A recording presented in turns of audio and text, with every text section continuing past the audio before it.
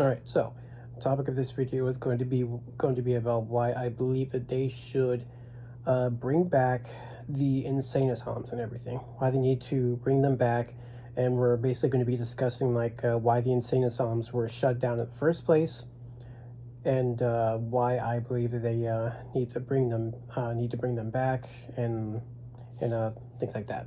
So we're going to go ahead and get into it. So. You close your eyes and picture an insane asylum. You're probably thinking of One Flew Over the cuckoo's nest, cold, gray walls, cramped cells, a place of horror and human rights abuses, and you're probably right. A lot of the insane asylums were exactly like that. But what if I told you what if I told you that you shutting them down wasn't the victory for humanity that we think it was? What if, instead of solving the problem, we just moved it to a different, even worse location? So today we are going to talk about why we need to rethink the asylum, not the horrors of the past, obviously, but the modern crisis that demands a new solution. All right, so it is a misconception that the original insane asylums were always the hellscapes we imagine.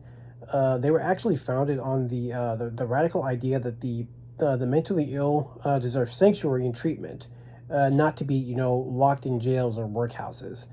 They were supposed to be this be places of moral treatment and recovery and stuff. But unfortunately, the idea quickly crumbled, and things turned into nightmares. First of all, it was overcrowding.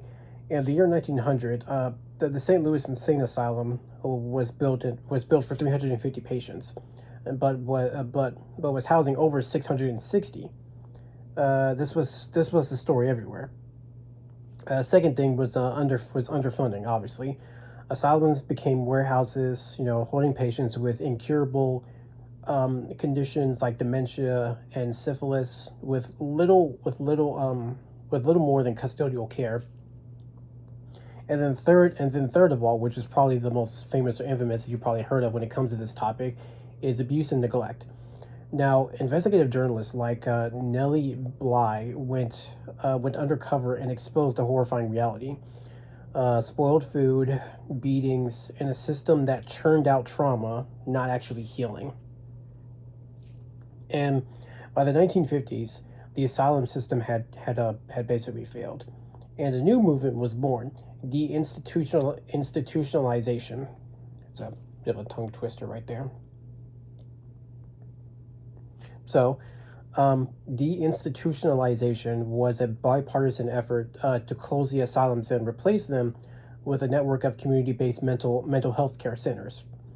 The goal was to be humane, obviously more humane than what they were back then. Basically, to just treat people with dignity and their own communities, and with new medications like chlorpromazine, or however you say it. But here's where we have to talk about the failure. From 1955 to the 1990s, the number of psychiatric beds in the U.S. was in the U.S. plummeted by about 559,000 to just 68,000. But the promised community care system was never properly funded. So, obviously wondering, so where did all these people go? So, they ended up going to the streets, and they ended up going to prison. Now, in what experts would call the transinstitutionalization, the asylum did not die; it just morphed. The modern prison industrial complex became the new brutal answer to mental illness. Today, jails and prisons are the de facto mental health facilities in this country. So, consider this: as of 2023, there were only about 35,000 state hospital beds. In the same period, it's estimated that over 350,000 people in jails and prisons have severe mental illnesses. And this is the crisis that we are in right now. People wait for months or even die in jail cells waiting for a psychiatric bed that doesn't even exist. It's a system of criminalizing illness. As the AP News report on Alabama shows, people with severe mental illnesses are often held in jail indefinitely when they should be in a hospital. The WHO reports that over 1 billion people live with a mental health condition, and 727,000 people had passed away by offing yourself in 2021. Unfortunately, we are failing them in that aspect.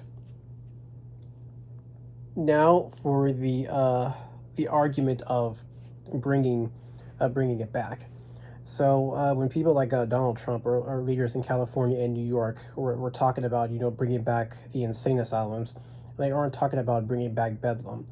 They aren't talking about lobotomies or lobotomies and shackles. They are basically talking about acknowledging a hard truth. The pendulum is swung too far. There is a population of people with severe mental illnesses, those who are chronically ill, who have poor insight into their own condition, who are homeless, or who are trapped in a cycle of incarceration, who need a safe, secure, and structured environment.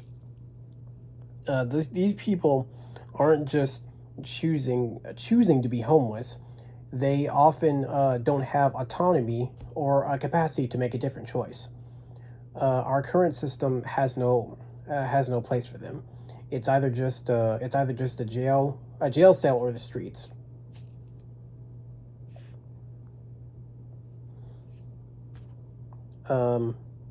So basically, on that note, I wanted to also say that the stuff that I said so far, it does hold some weight to it, but I would still say and argue that there are people there are people out there that are repeat offenders and everything. They are conscious of what they're doing and stuff. They're doing bad things over and over and over again. They keep going in jail. They keep putting them out, doing bad things.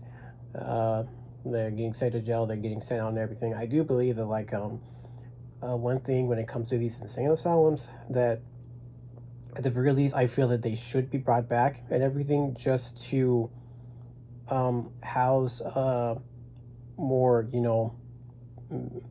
mentally unwell people and everything, basically just to keep them away from the public and everything, because unfortunately there has been many cases where if the insane asylums, if they were here, if they were still here, they were still available and everything, and they were able to house some of the people that the system for some strange reason just absolutely refuses to deal with and everything and stuff, and they keep getting thrown back out onto the streets and stuff. They start doing crimes, they start hurting people and everything.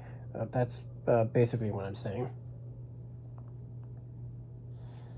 So onto the solution, like a new model or whatever.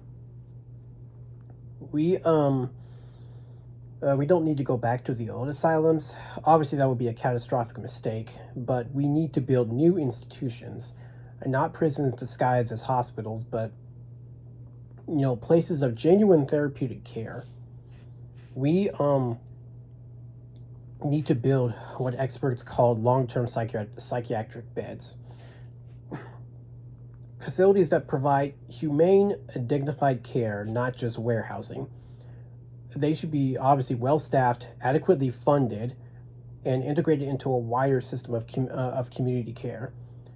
This isn't just about protecting the public, and a part of it is about protecting the public, but it isn't just about it. It's about protecting the most vulnerable people from themselves and from a system that has just straight up abandoned them.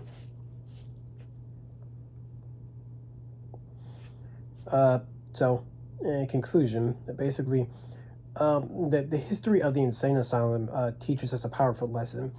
good intentions aren't enough. We tried to close the asylums and forgot to build a human alternative. The result is a tragedy being played out on our streets and in our prisons. The debate is no longer about should we have asylums. The debate is more so about what kind of care do we provide for our most vulnerable citizens. Because leaving them to rot in a jail cell is not a moral choice either. Okay, I think that's going to be it for this video. I can't really think of anything else to add to this. So yeah, thanks for watching.